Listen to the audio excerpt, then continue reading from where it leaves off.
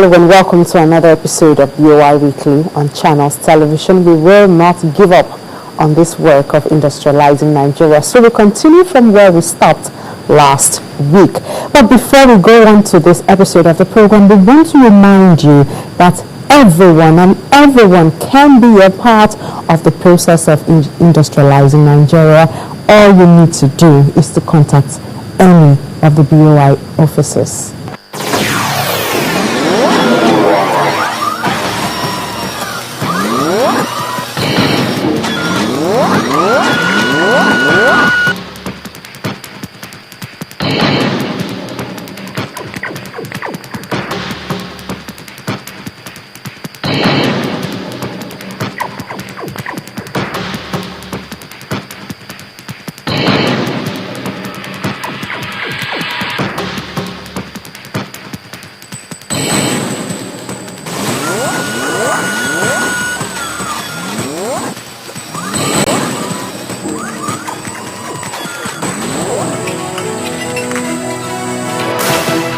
And now we're going to bring you stories of people who are already part of the process of industrializing Nigeria. We begin with Mart in Ikorodu in Lagos. Sometimes we do forget that there are manufacturing companies in Lagos. We think it's just the white-collar jobs. Well, we're going to bring you the story of Mart, a client of the Bank of Industry, and they've been enjoying the facility of the Bank of Industry for 3 years now, and they're doing a job that is earning big money.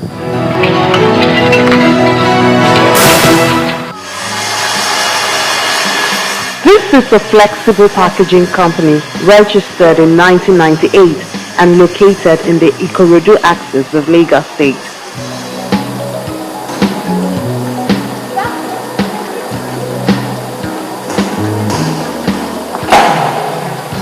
Their work is production of packages for water, bread, noodles, and other consumables.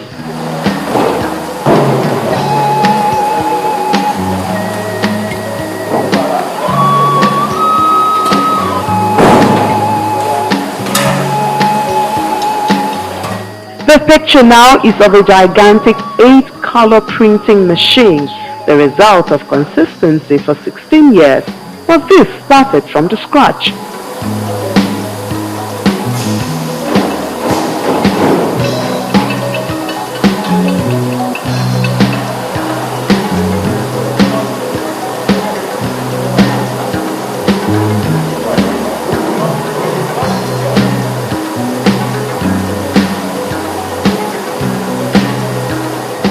It's not easy to be what I am today, and I've been doing the business slowly to what it is today. So we started a company right from Agege, that's Iju Road, on a plot of land, and we started building it up to what it is today. In those days, one of my sister's husband, he used to make bread. He is the one that introduced the business to me. That he used always to buying nylon to wrap his bread. That if I'm interested in the business, it will be okay for me to do. And that's okay. Let me take a try. And I take a try, and it's working. So we started supplying to the market, direct market, in the Butero. There's a place called a Butero where we sell nylon for bread wrappers and for shopping bags. We make that kind of a nylon then and supply to Butero. And from there, I started developing myself on that line, so to what it is today.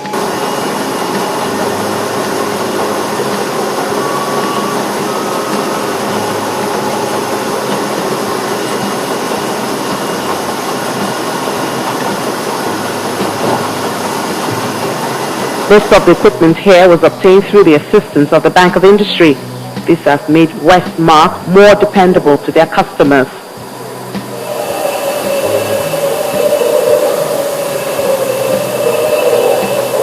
The machine is 8-color printing machine, depending on the customer's design. So some customers they make 2-color, 3-color, 4-color, 5-color, 6-color. So depends on what the color the customer they want to do.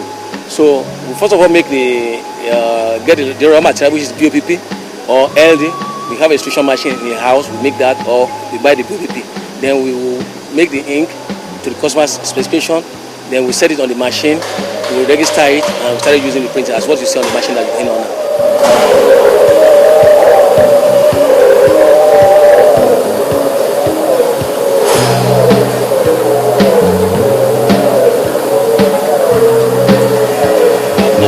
machine we have. There's a lot of customers we already put our interest in their company that we are coming up with the new machines. Although before we are doing it, but it's not as what we have now. We have like May and Baker, you have like Store Clean, you have like Hypo, you have like PZ, you have like Sharams. We have a lot of customers that are there. Even we have Jago, we have Mr. Chef, that's base water. We have a lot of them that customers at hand. Yeah, sectors. The details of their production involves a cylinder on which each customer's design or symbol has been engraved.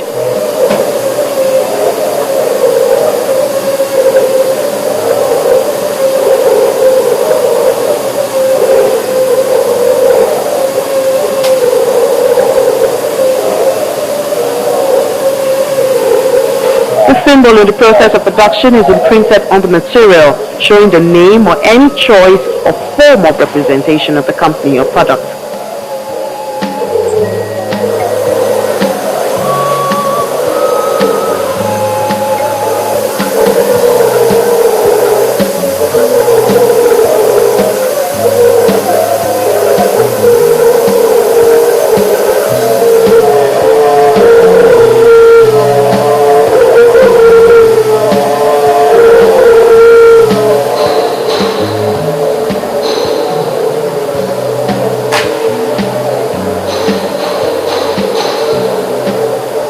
From the sensitivity of the logo, close attention is given to the colors and shapes used. It has to specifically match customers' requests or existing color. Although it doesn't look like it, during the process, the output must not have any smear and all pattern must be well defined.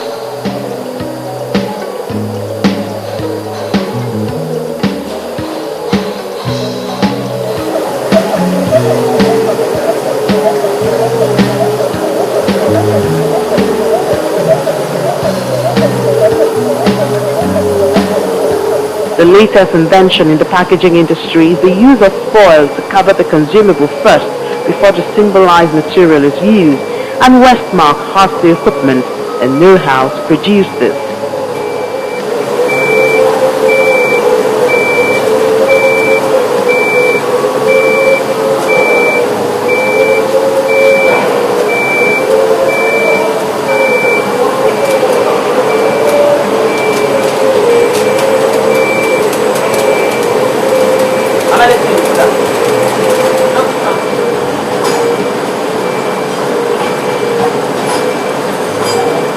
Over the years of evolution, the demand for companies like Westmark has helped encourage the production of their raw materials, which are chemicals like metaloxane, ink, adhesive, and the likes, instead of importing them, which used to, among other disadvantages, delay their production in the early years of the operation.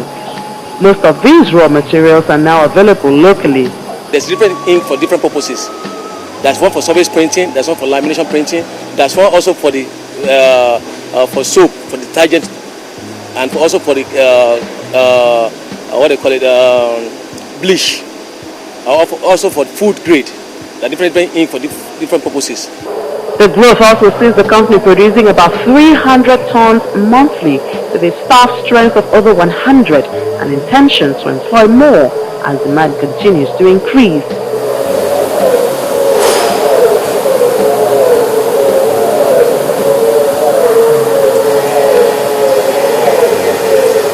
The staff, and especially the managing director, have learned to deal with the basic maintenance of the equipment, another area which could have required the input of foreign nationals. Definitely, in fact, we expect to have a problem in every day. And I'm ready to tackle the problem because I also have the knowledge about the machines. And I know where to source out my issue, to put my problems towards the manufacturer of the machine or the parts availability in the market. So there's no problem about that. I can take care of that. Poly Products is in Ota, and they are also into packaging for those who are manufacturing liquid, solid, almost all kinds of products. Let's see their work.